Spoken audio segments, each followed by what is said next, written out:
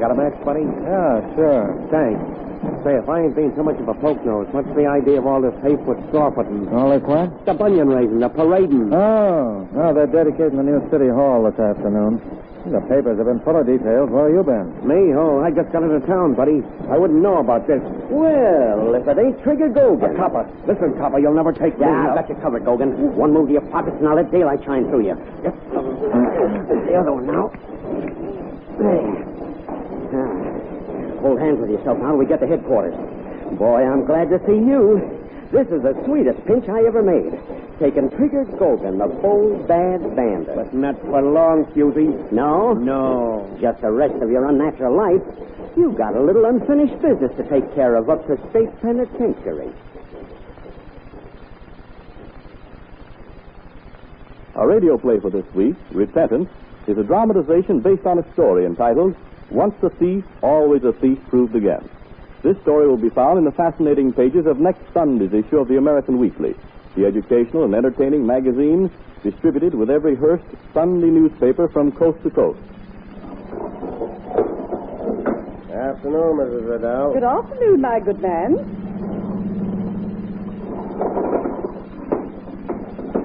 The limousine of Mrs. R. Ethelbert Riddell is ceremoniously ushered to the State Penitentiary gate because this is the afternoon that Mrs. Riddell, as president of the Incarcerated Unfortunates Betterment and Welfare League, makes her regular visit.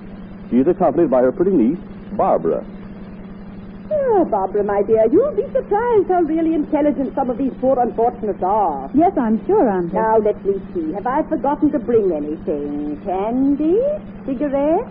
Postcards already addressed to Mother Darling? Some back copies of our club magazine and 2 jigsaw puzzles. And what's in this, Auntie? That's all. Let me see. Oh, yes, eye shades. I say. Why, yes, there's one wing up here where they keep the light shining into the poor unfortunate's eyes day and night. Imagine having the light shining in your eyes day and night. They probably can't sleep a wink. I know I shouldn't. So I brought these eye shades for them. You put them on and tie them behind. Oh, Walter.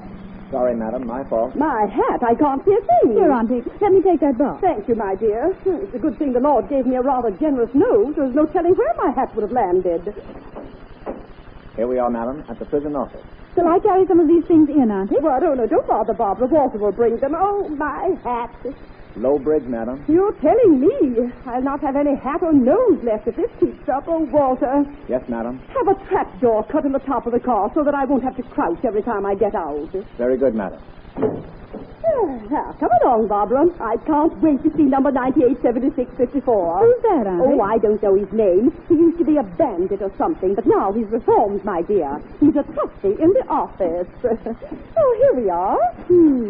Oh, there he is now. You, Mr. 987654. Well, good afternoon, Mrs. Riddell. I thought it was Oh, you. how clever of you to guess, and how nice of you to come to greet us. Barbara, this is Mr. 987654, my niece, Miss Humber. How do you do? Pleased to meet you, miss. Excuse the Yankee flipper. You sure would have made me a swell femme shill in the old days. I'd have made a what? You'll get to understand, Mr. 987654, after you talk to him a while, my dear. I can't tell you how surprised I was to learn I was a cat. What's a cat? Or can't you mention it in public? Why, Barbara, it simply means you're a fine person. Isn't that colorful? Oh, well, I see you wearing a white cape today, Mr. 987654. Is that in honor of my visit? Yes, Mrs. Riddell. For you, I tried Fauntleroy. How touching, simply touching. Now, I must do something for you. How long are you here for? Me? Oh, I ain't going to graduate. I got the icebox. Yes, of course. That is, you... I'm not getting out. I got a life sentence. Oh, what? Well, we'll see about that. Now tell me, Mr. 987654, and you must tell me the absolute truth. If I manage to get you released from here, would you give up your former life? Would I go on to square? Yes. Would I? Huh. But say, how can you spring me? By sprinkling the flowers? That is... Passing out bribe money. Oh, I should say not. I'll start a petition from the IUBW League. I'll have you pardoned.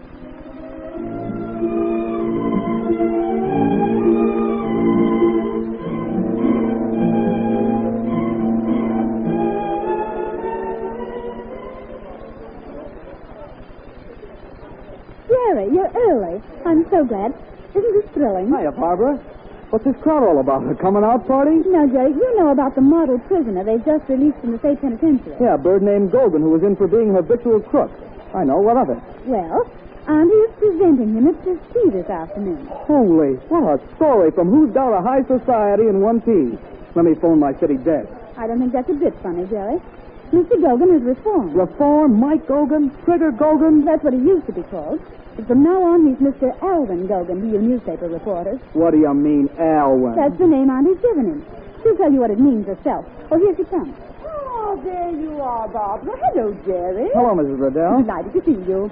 Here's where you get an exclusive human interest story when Alvin gets here. You mean Trigger Gogan, Mrs. Riddell? It's Alvin Gogan now, Jerry. I named him Alvin because it means beloved by all. I'll be delighted to interview him, if he gets here. If there's no if about it. Alvin promised to come this afternoon. Oh, and here he is now. Alvin? Hello, Mrs. Riddell. Why did you come? You didn't think he'd show up, Jerry. You don't believe he's reformed. No, and why should I? Once a thief, always a thief. This time you're mistaken. Mr. Gogan has turned over a new leaf. It says Mr. Gogan. Auntie's going to make a speech.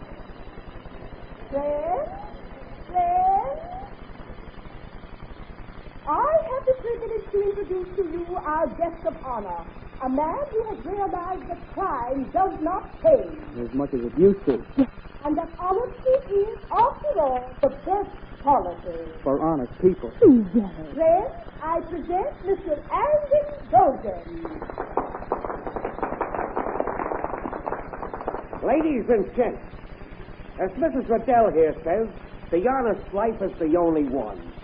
I would never go back to crime again.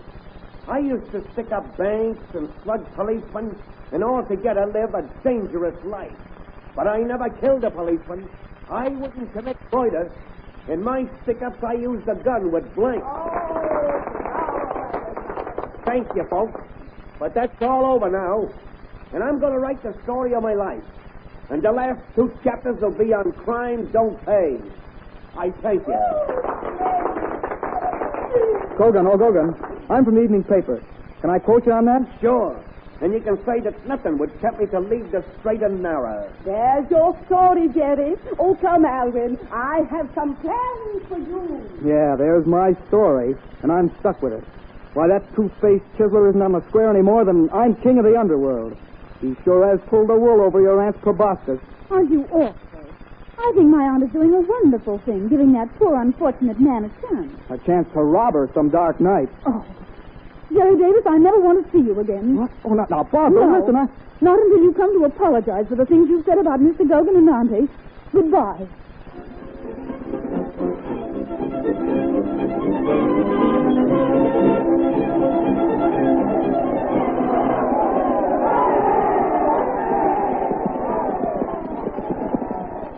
Oh, I'm so glad you brought me here, Alvin. I've never been to a horse race before. Atta boy, Mahatma. Let's have a ding-dong finish. Come on.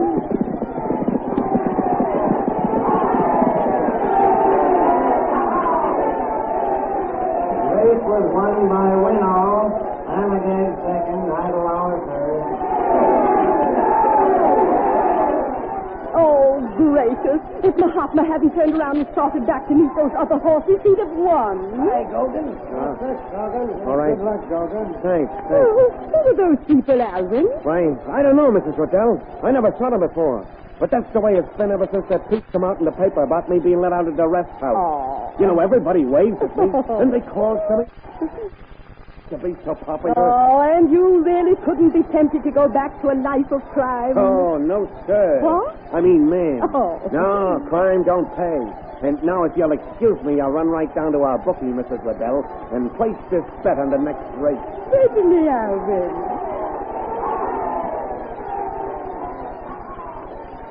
Why, if it ain't my old friend Trigger Gogan. Please, a welfare. When did you graduate? Couple of months ago. Say, is it true that you're squaring it now? Yep.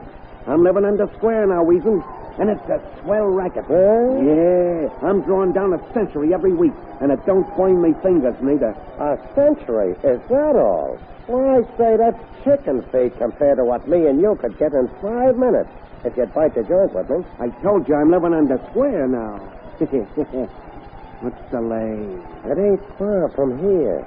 It'd be a cinch to drop in and make the customers elevate. And we could do it without pulling a pop. Yeah, I hope you're right, Weasel. I ain't aiming to sit in the hot seat. Now listen, Trigger. This here place is a liquor store, see? Saturday's a holiday. Now the way I dope it out, just about 5 minutes before closing time, Friday night is the 0 hour for the trick. Yeah, and the cash drawer will be full. Yeah? Now, you sure that you got the place ribbed up right? You ain't riding a wave. Me think that's right, pal. I ain't on a habit. No sleigh rides on me. I'm giving it to you on a level. Well, what do you say? Are you in on this with me? If it's a setup like you say, Weasel. Well, now listen, it's duck soap to a first-grader like you, Trigger. I'll get the smoke wagons for us, and it'll be a cinch. You go in with me? You bet I will. I've been waiting for a setup like this.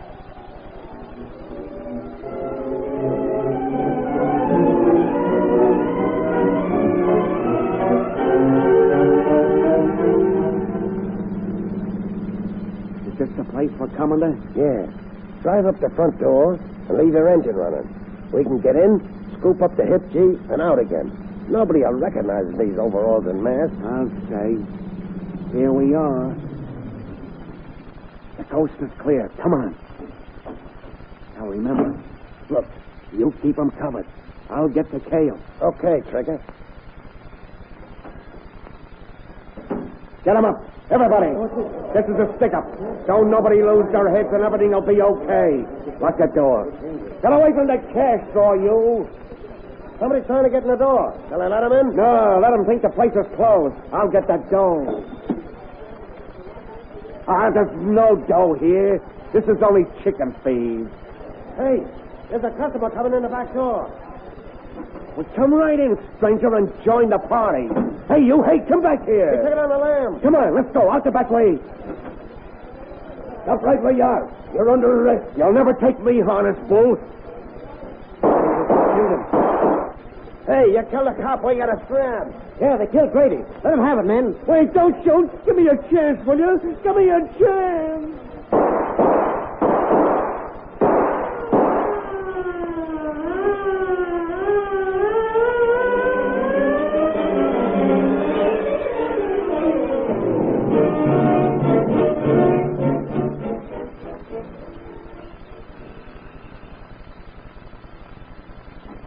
Oh, it's you, Jerry. Hi, Barbara. Didn't I tell you I never wanted to see you again? Barbara, I've got something to say about Gogan. Oh, so you've come to apologize. All right, come in. First, I want to tell you I still love you. And? Trigger Gogan's dead. What?